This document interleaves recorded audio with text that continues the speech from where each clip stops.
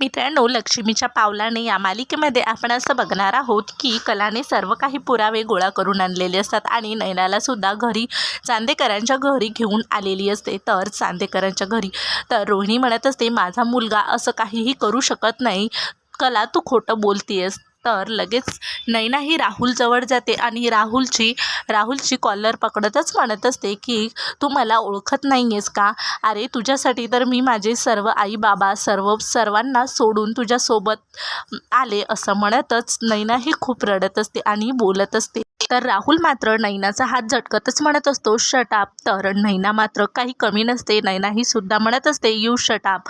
तर असं म्हणतच दोघे तर नैना मात्र खूपच भडकलेली असते आणि नैना रडतच ही राधिकाकडे बघते आणि म्हणत असते, प्लीज याच्यावर विश्वास ठेवू नकोस, तू तुझं आयुष्य याच्या हाती देतेस, प्लीज याच्यावर विश्वास ठेवू नकोस. असं म्हणतच रिक्वेस्ट करतच म्हणत असते की या खोटारड्या माणसासोबत तू लग्न करू नको.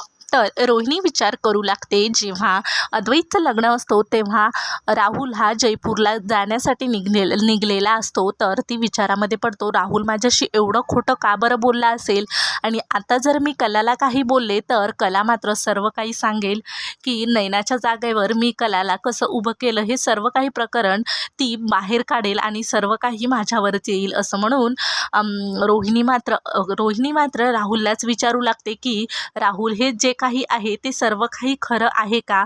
राहुलला विचारू लागते आणि बोलू लागते.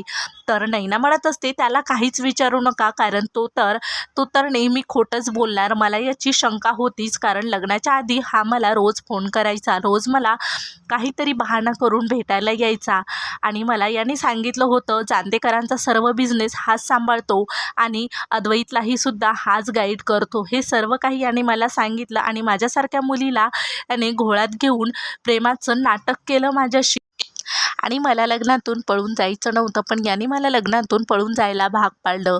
मी सांगत होते आपण सर्व काही घरच्यांना सांगू, पण हे मला फक्त आश्वासन देत आला आणि देत राहिला, आपण घरच्यांना नंतर सांगू असं सांगत आला, पण मी मात्र याच्यावर विश्वास ठेवला. हे सर्व काही बोलणं अद्वैत ऐकत असतो आणि सर्वांनाच खूपच मोठा धक्का बसलेला असतो. पण नैना मात्र सर्व काही राहुलचं प्रकरण सांगत असते. तर तेवढ्यातच अद्वैतला आठवतं, जेव्हा नैनाला आबाने विचारलं होतं की तुला आमचा अद्वैत पसंत आहे का, तेव्हा नैना तिथून काही न बोलता तिथून निघून गेलेली असते. तर तेव्हा सर्व काही अद्वैतला आठवत असतं. तर कला मात्र अद्वैतकडे बघतच राहत असतो. अद्वैत समोर जातो तर अद्वैत हा कलाला थांबवतो. तर इकडे संगीता ही शुद्धीवर आलेली असते.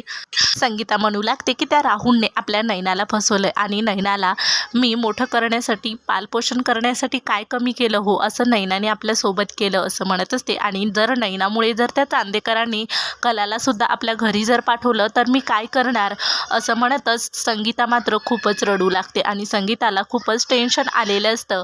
तर इकडे राहुल म्हणत असतो, राहुल हा नैनाला म्हणत असतो, तुझ्याकडे काय पुरावा आहे, हे जे तू खोटं बोलतेस, इथं तुझ्या खोट्या बोलण्यावर कुणीही विश्वास ठेवणार नाही. तर लगेच कलाही म्हणत असते, माझ्याकडे पुरावा आहे. तर सर्वच जण कलाकडे बघत असतात आणि कला म्हणू लागते की मला माहिती होतं इथे कुणीच आमच्यावर विश्वास ठेवणार नाहीये. तर राहुल हा अद्वैत जवळ येतो आणि अद्वैतला म्हणत असतो, ब्रो तुला माहिती आहे ना हे सर्व काही खोटं आहे. अरे माझं साखरपुडा एंगेजमेंट होता मोडत आहे, प्लीज तू काहीतरी बोल, असं म्हणत असतो. हात जोडून त्याच्यासमोर उभा असतो.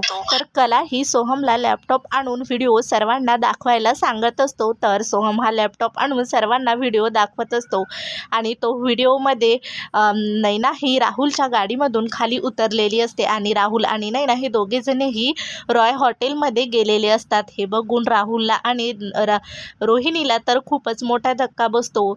तर रोहिणीला मात्र राहुलचा खूपच राग आलेला असतो. रोहिणी राहुल जवळ येते आणि राहुलच्या सनकनाशी कानाखाली वाजवते आणि म्हणत असते, अरे तुला माहिती आहे का ती तुझ्या भावाची होणारी बायको होती, असं म्हणतच बोलतच राहुलच्या कानाखाली वाजवते आणि म्हणत असते, आज मला तुझी लाज वाट. तर इकडे खऱ्यांच्या घरी संगीता ही खूपच रडत असते आणि म्हणत असते, माझ्या कलाच्या नशिबात अजून काय काय लिहिलं आहे काय माहिती. काजल ही संगीताला समजवतच म्हणत असते, अगं आई, आपल्या कलाताईनेच तर नैनाताईला तिकडे नेलं ना, मग काय होईल, तू कशाला टेन्शन घेतेस. आणि जे काही आहे ना ते सर्व काही नैनाताईने आणि राहुलने मिळून सर्व काही ही माती खाल्ली असं म्हणत असते. आणि यामध्ये कलाताईचा काहीही दोष नाही, तर कलाताईला कुणी काहीही बोलणार नाही. आणि कलाताईला तर नैना दीदीवर आधीपासूनच डाऊट होता आणि हे सर्व काही कलाताईला नैनाताईचं हे रंगपंचमीच्या दिवशी कळालं. हे ऐकत संगीता खूप रडू तर सर्व होऊन सुद्धा राहुल म्हणत असतो, ब्रो, खरंच माझ्यावर विश्वास ठेव, ह्या दोघीजणी खोटं बोलत आहेत, तुझा माझ्यावर विश्वास आहे ना. तर कला म्हणत असते, अरे राहुल, बस झालं, अजून किती खोटं बोलणार, बस झालं. तर कला म्हणत असते, या राहुलच्या या सवयीमुळे राहुलने असे अनेक मुलीला फसवलंय. मी नैनाताईला खूप बजावलं होतं, नैनाताईला खूप सांगितलं होतं, पण नैनाताईने माझ्या मनचं ऐकलं नाही. पण नैनाताईला आता याचे परिणाम भोगावे लागतील. तर आबा म्हणत असतात, म्हणजे सुनबाई, तू नेमकं काय म्हणतेस. तर कला म्हणत असते, आजोबा, नैनाताई प्रेग्नेंट आहे. तर हे ऐकून तर अद्वैत खूपच रागावतो आणि राहुलच्या कानाखाली वाजवतो आणि राहुलला म्हणत असतो, अरे, तू जर मला म्हटलं असतात की मला आमचं नैनाचं आणि माझं एकमेकांवर प्रेम आहे, तर मी तुमच्या दोघांचं खुशी लग्न लावून दिलं असतं. तू लास्ट मुमेंटला येऊन जरी म्हटला असतास ना, तर मी तुमच्या दोघांचं खरंच लग्न लावून दिलं असतं, कारण मला तर अद्वैतचे डोळे हे भरून येतात आणि अद्वैत म्हणत असतो, मी तुझ्यासाठी काय कमी केलं रे, म्हणून तू मला असा धोका दिलास. तर राधा म्हणत असते, मॉम, इथून चल आता, कारण इथे थांबण्यात काहीही फायदा नाही आणि काहीही अर्थ नाही. बरं झालं मला या मुलापासून आणि वेळीच सर्व काही कळालं. असं म्हणतच राधा तिथून निघून जाते. तर विजया म्हणत असते, थांब.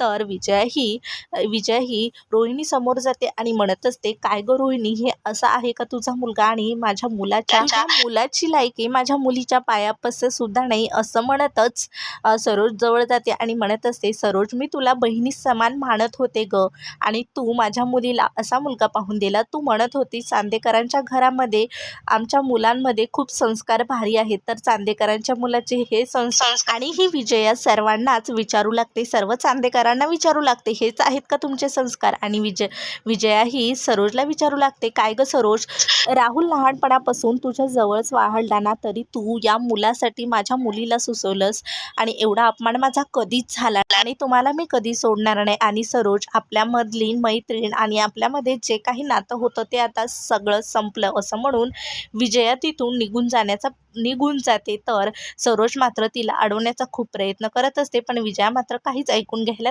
तर आबा हे राहुल जवळ येतात आणि म्हणत असतात, जसा अद्वैत, जसं सोहम, तसंच मी तुलाही मानत होतो, कधीच मी तुला वेगळी वागणूक दिली नाही, मग तू हे असं का केलंस. तर रोहिणीला सुद्धा खूपच राग येत असतो राहुलचा. तर आबा हे राहुलच्या सणकणाशी कानाखाली वाजवतात. तर राहुल हा हात जोडून आबाची माफी मागत असतो. तर सरोज म्हणत असते, तुला नेमकं कशासाठी माफ करायचं, तू एवढ्या जणांची मन दुखवलीस. माझ्या मुलाचं अद्वैत कधी ना प्रेमात पडायचा, पण या मुलीशी प्रेमात पडला, आणि त्याला ज्या मुलीचं तोंडही बघायची इच्छा नव्हती त्या मुली संग त्याचं लग्न झालं, आणि हे सर्व काही फक्त तुझ्यामुळे झालं.